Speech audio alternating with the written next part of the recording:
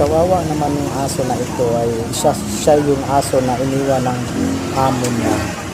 Kasi yung pinag-istihan nila dati at yung amo niya, ibininta niya, naiwan siya. Nandito siya padaan-daan sa trabaho ko sa salon. Ayan, pinakain ko po. Kawawa naman. Pati yung pusa na yan, palagi yan dito sa akin. Nasanay na kumakain na pinapaka. Pag tuwing nadating kami galing sa bahay, pagpasok, pinapakain ko.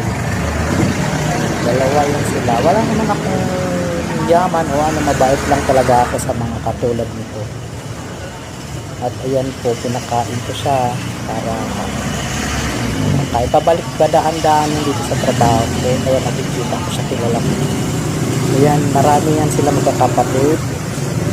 Doon sa bakanting lote na sila nakatira.